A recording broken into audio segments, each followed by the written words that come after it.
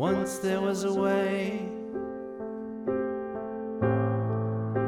to get back homeward.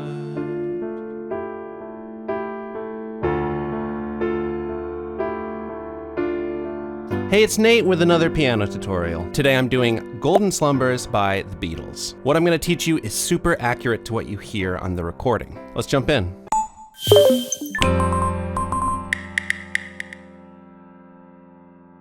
Okay, so first off, I recommend you get the chords and lyrics chart. There's a link down in the description. That's gonna help you follow along and see where the chords line up with the words. And let's start out with the intro. It's just one measure of A minor 7. Now to voice this A minor 7, we're gonna do it like that. A, C, and G. And I'm using my second finger on C, and this is middle C, just so you get the octave here. And we are in 4/4 time, so that means this measure and most of the measures in this song gets 4 counts. So we're thinking 1, 2, 3, 4, kind of a nice slow count. But right off the bat, let's think in eighth notes. That's what we're gonna need for the right hand playing pattern throughout the song. So we're gonna divide the beat in half, not just 1, 2, 3, but 1 and 2 and 3 and 4, and feeling the space in between the counts. And we're gonna take this chord and we're gonna divide it between the top 2 notes, and then the bottom note. And we're just gonna rock back and forth. Top, bottom, top, bottom, top, bottom, top, bottom. I'm gonna use my sustain pedal so it sounds a little bit more smooth. 1 and 2 and 3 and 4 and. If you've never done this rocking eighth note playing pattern before, take a minute here and just get used to it. It's a really common and useful pattern, and try not to be too stiff in your arm and wrist. You can kind of rock your hand back and forth. But once you get the hang of that, let's go to the verse. So here's the chords for the verse. First 2 measures of this are A minor 7 again, and in the first measure here, we're still just doing the right hand. That's where, of course, the singing begins. Once there was a way to get back homeward. So in the second measure, I brought in the A bass notes. Now, if you can't stretch an octave, you could totally just do one or the other. I'm gonna do both. I'm just gonna make sure to do it pretty quiet here. There's a lot of dynamics in this song to pay attention to. So, once there was a way to get back homeward. Okay, so D minor. We've got A, D, and F. Now, if you want to keep it really simple, you could just rock back and forth like that for the 2 measures. There is a little bit more that he does, and that's why there's the asterisk. So I'm just going to show you how to do that. This is what it's going to sound like.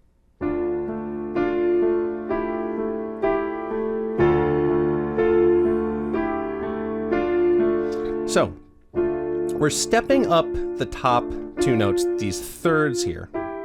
So from D and F to E and G to F and A and back down. So it's going to be 2 like that, counting the instances you hit the top note. So the 1 and 2 and, now it's going to be 2 with it stepped up. 3 and 4 and now in the start of the next measure, we hit the bass again. 1 and 2 and. Now, when you come back down, you only do 1 of each. 3 and 4 and. So again, that whole thing.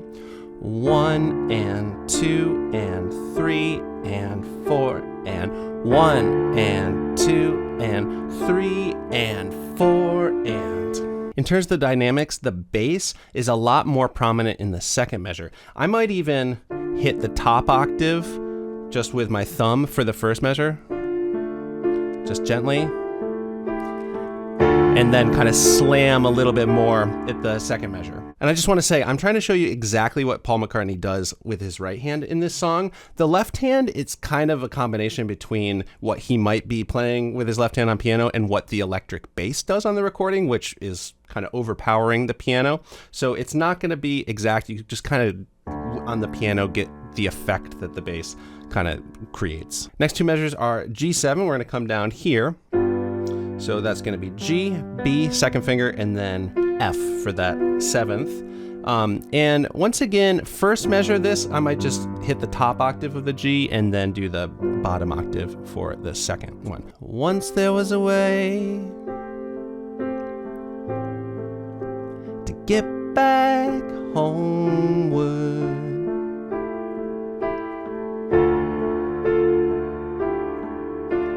Once there was a way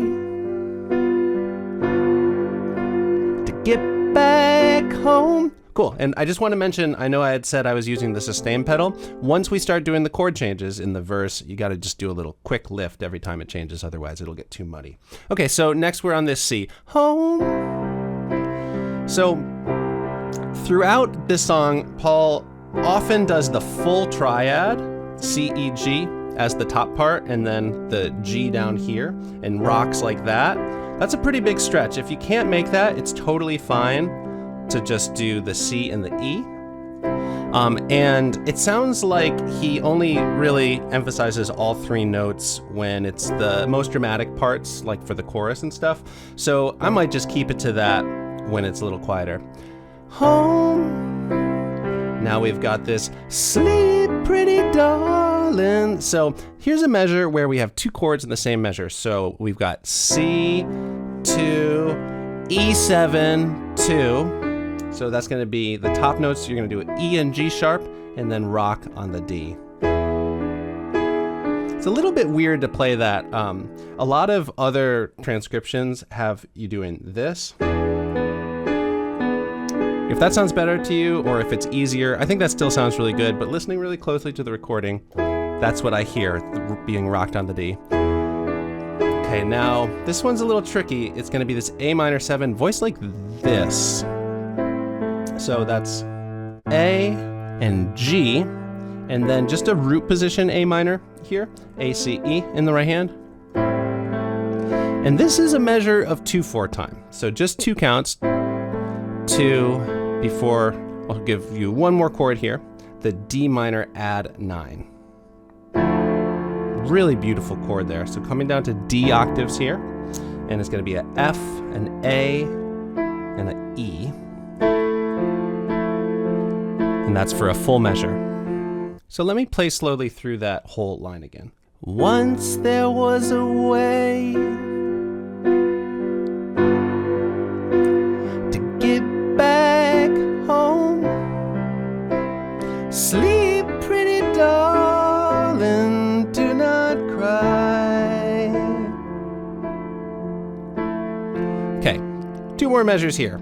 So G7, the foundation here is going to be exactly what we did before, but there is an asterisk. Again, you could just do, and I will sing a lullaby, but there is a little bit more going on here. It's going to sound like this. And I will sing a lullaby. This is one of the only parts in the song where we don't have that rocking rhythm. We're just going to hit on the quarter notes, and we're going to be stepping up thirds again, but the thirds that are getting stepped up are at the bottom of the chord. It's going to be G and B, A and C, B and D, and then you skip back down. So 1, 2, 3, 4, 1, step, step, skip. And I like doing 1 and 2, 1 and 2, and then 1 and 3 for the fingers.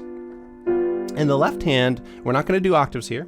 We're just going to do single bass notes, kind of following the bottom note that your right hand first finger did. So 1, 2, 3, 4, just stepping up G, A, B, skip down to G. And I will sing a lullaby.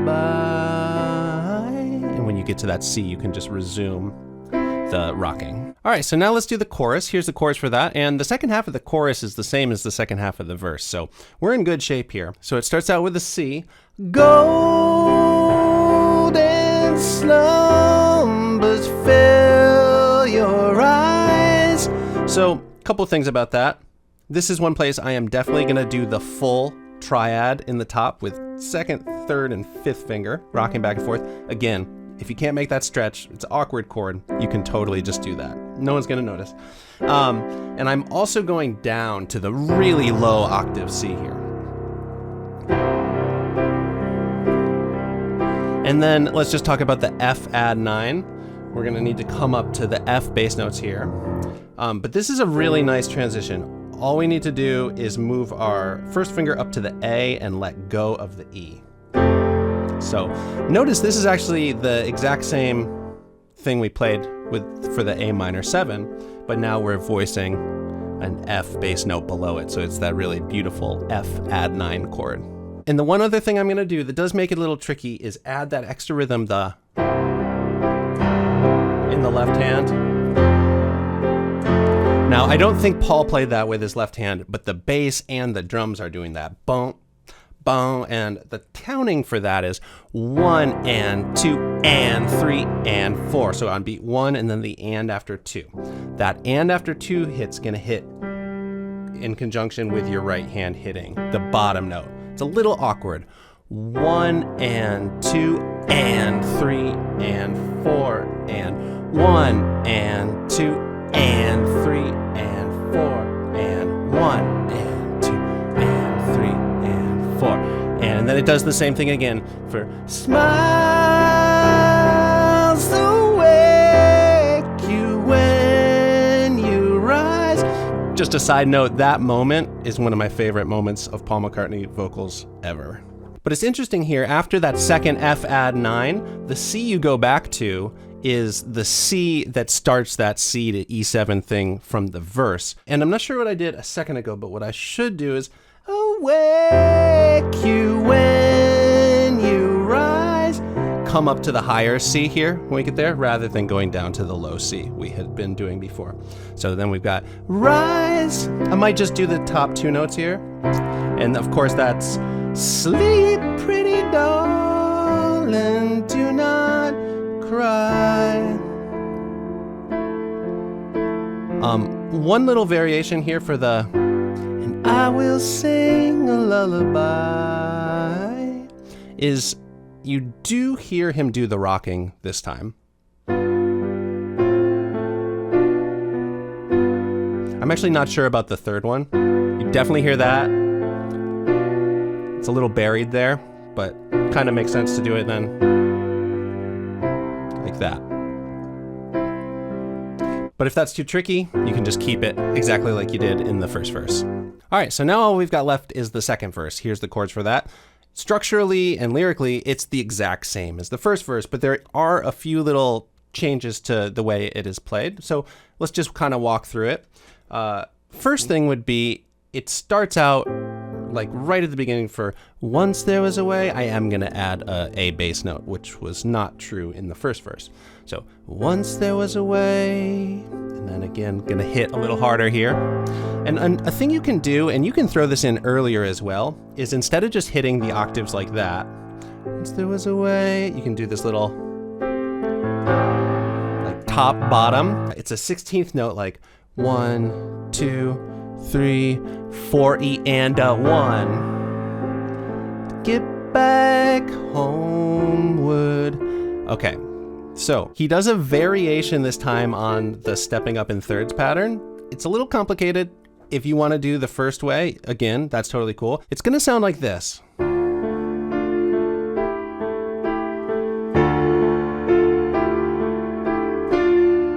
So the first measure is the same. You still do the 1 and 2 and 3 and 4 and then here I charted it out for the second measure. So that's the 1 and 2 and 3 and 4 and counts, and we got the top F and A. That's going to be on 1. On the and, you're going to hit the low A.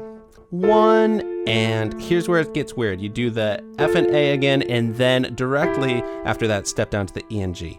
1 and 2 and bottom note on 3, and then again 2 of the top thirds in a row, and 4 very slowly. 1 and 2 and 3 and 4 and 1 and 2 and 3 and 4.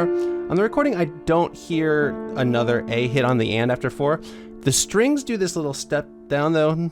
Da, da, da. If you want to throw in an E there, I think that could be kind of nice. 1 and 2 and 3 and 4 and 1 and 2 and 3 and 4 and 1. Okay, let's keep going. Once there was a way to get back home, sleep pretty. So this is all the same. Darling, do not cry. And then this time for the G7 asterisk, it is just like the first verse where you don't do the rocking. And I will sing a lullaby. Boom, boom, boy. Just kidding. We're not going to do the whole medley. And since we're not going to roll right in to carry that weight, on that last C, I'm not going to do the rocking. I'm just going to sing a lullaby and probably hit the low C octaves there. Again, you don't have to do all 4 of these notes. You could just do root position C or like that, but just kind of let it ring out, and then the song is over. All right, thank you for sticking with me. I am now going to do a full run through so you can see how all these parts fit together. If you enjoyed this video, give it a like. Also subscribe to my channel if you have not already, and click the bell so you know when I put out more videos just like this one. All right, here is my version of Golden Slumbers.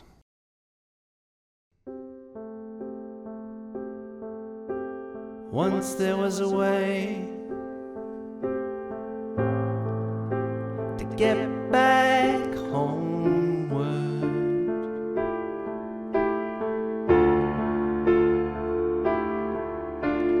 Once there was a way to get back home. Sleep, pretty darling, do not cry, and I will sing a lullaby. Golden slumbers fill your eyes. Smiles awake you when you rise. Sleep, pretty darling, do not cry, and I will sing a lullaby.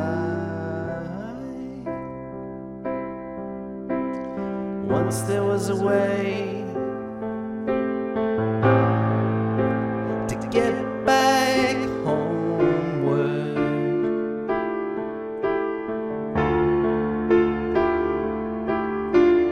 Once there